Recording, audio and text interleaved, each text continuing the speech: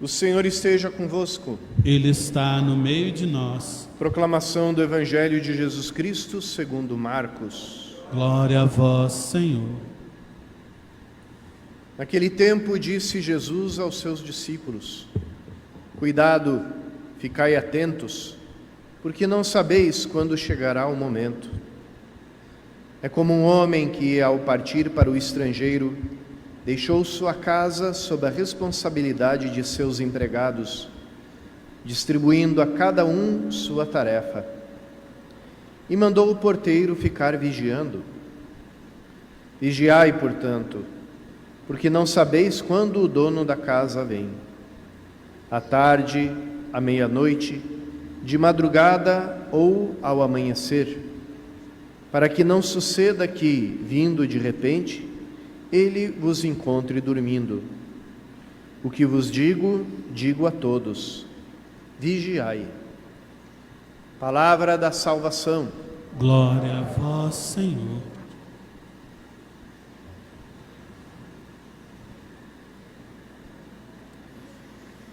Irmãos e irmãs, a intenção de Jesus é nos falar que nós devemos vigiar, aguardar, que nós não sabemos o dia nem a hora. Não é de nos manter num estado de constante nervosismo e paranoia, preocupados com o fim do mundo, quando nós nos esquecemos que nós fazemos já parte de uma nova criação. Portanto, o fim deste mundo não nos atinge, porque nós já passamos, pelo batismo, já passamos para a nova criação. Então, qual é a intenção de Jesus de nos falar e de nos lembrar? E a igreja, tanto no final do ano litúrgico como no início, como é agora, iniciando o novo ano litúrgico, nos lembra dessa segunda vinda do Senhor. Qual é o propósito? O propósito é a gente lembrar que nós somos administradores de tudo aquilo que Cristo nos deixou e nos deu e nos dá continuamente. E, portanto, nós não somos donos.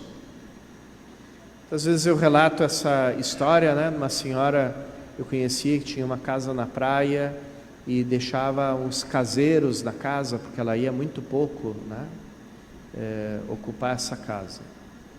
E ela dizia: os meus caseiros só duram um ano, depois eu despeço eles, porque se eles ficam mais de um ano, começam a se comportar como se a casa fosse deles, começam a mexer nas coisas, começam a tratar mal os meus hóspedes, começam a me tratar mal, com arrogância, se comportando como donos da casa. Então, antes que isso aconteça, eu demito e contrato outro caseiro. E muitas vezes é assim que acontece, irmãos e irmãs. Se a gente perde esse estado de espera, que não é uma espera, de novo, angustiosa, paranoica, preocupada, mas uma espera amorosa, porque aquele que vem é o esposo.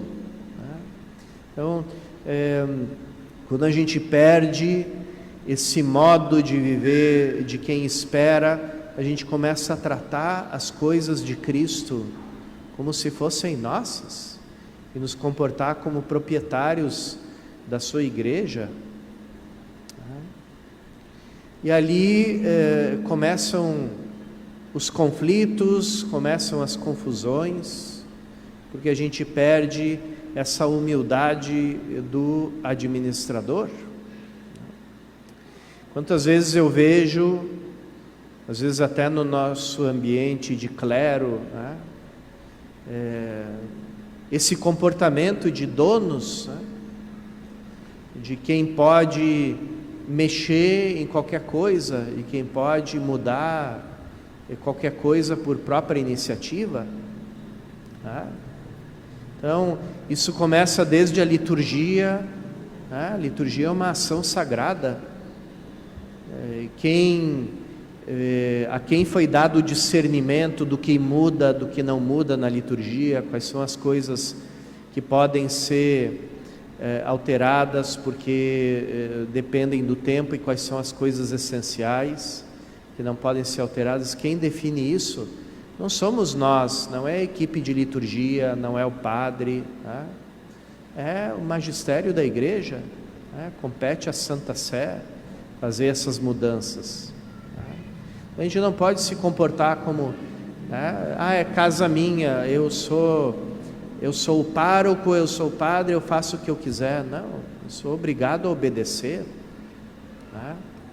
Quantas vezes vem me dizer: padre, o que o senhor vai fazer agora na pandemia? Abre, não abre, fecha de novo, não fecha, né? O que eu vou fazer? Eu vou fazer o que eu sempre fiz na vida: obedecer, né? Obedecer. Às vezes as pessoas dizem assim: a igreja está muito fora de moda, muito antiquada, tem que se adaptar à moda, né? A igreja sempre foi fora de moda, porque ela nunca foi desse mundo, né?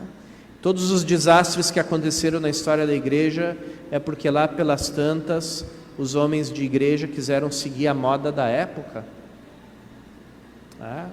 E não ficar atentos ao Senhor, guardando com fidelidade, porque essa é a virtude própria do administrador, a fidelidade à igreja, tá? Então aqui a gente vê às vezes uma briga, como se, né, na nossa igreja em geral, né? Alguns dizem: não, a igreja fez mal de mudar as coisas, vamos voltar para os ritos do passado e para o jeito, né? E coisas que a geração nem viveu e quer voltar, né? Outros dizem: não, a igreja está muito atrasada, tem que mudar tudo, a sua moral, a sua fé, o seu credo, os seus costumes, né? Para se adaptar aos novos tempos, né? Então, esquecem que Cristo está vivo na sua igreja, que Cristo continua governando a sua igreja.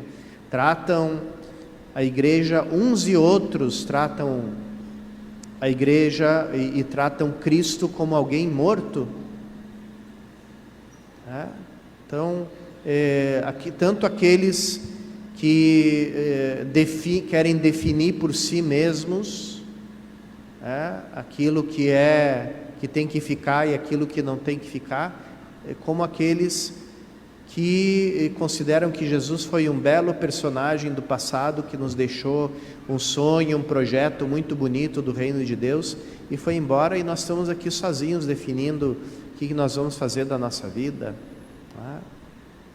Então, aqueles que dizem: não, as rendas e as velas e o latim tem que ficar, mas a caridade, a unidade, a obediência e a fidelidade, isso não tem importância, tá?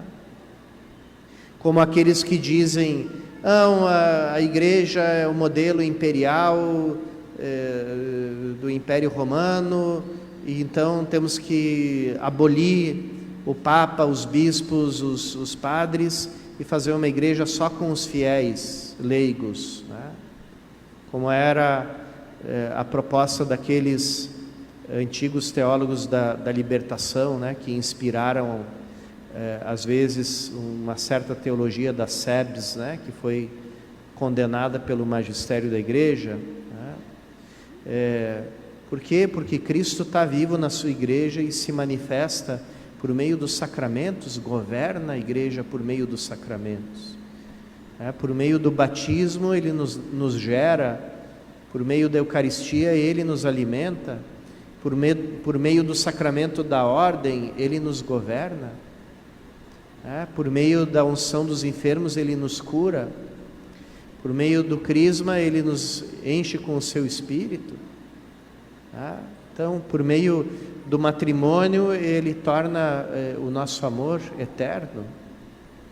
Então cada ação de Cristo nos sacramentos é a manifestação de Cristo vivo, presente, ressuscitado no meio de nós. Tá? Mas esse Senhor que vem a nós a cada dia de forma velada, nos sacramentos, na sua palavra, na pessoa do necessitado, na pessoa do pobre, Ele também virá um dia na sua glória e vai nos pedir conta dessa igreja que Ele nos deixou. Se nós soubemos ser administradores fiéis daquilo que Ele nos deixou, ou começamos a nos comportar como se a casa fosse nossa. Esse dogma aqui está muito antiquado, fora com ele. Esse pecado aqui que hoje já ninguém mais considera pecado, fora com ele, tira da lista dos mandamentos. Então, essa maneira de caminhar da igreja está muito antiquada, fora com ela. Não compete a nós, não compete a nós. Por que as questões de fé e de moral são guardadas pelo magistério da igreja, né? E o magistério da igreja é o Papa e os bispos em comunhão com ele, ou seja, os sucessores dos apóstolos, porque o governo da igreja não é dado para o mais bonito, para o mais inteligente, para o mais esperto, para o mais habilidoso, não é uma questão de votação, é uma questão de sinal, o sinal de que é Cristo governando a sua igreja. Por que uma comunidade não pode ser governada por um membro qualquer dela? Porque não é, se a comunidade é eclesial, quem governa é Cristo, e Cristo governa por meio do sacramento. Então, não somos administradores, não somos donos, não compete a nós. Não podemos tratar as coisas de Deus como se fossem nossas, dispondo delas ao nosso bel prazer, mas temos que ser administradores fiéis, fidelidade, aquilo que Cristo nos deu. Então, irmãos e irmãs, e lembrando que essa fidelidade também não pode ser vivida com medo, com temor, porque aquele que vem, de novo lembrando, o início, é o esposo da sua igreja. Então, o encontro que se espera é um encontro cheio de alegria, é uma festa de bodas, é o banquete das núpcias do Cordeiro, e é a essa alegria que nós estamos nos preparando.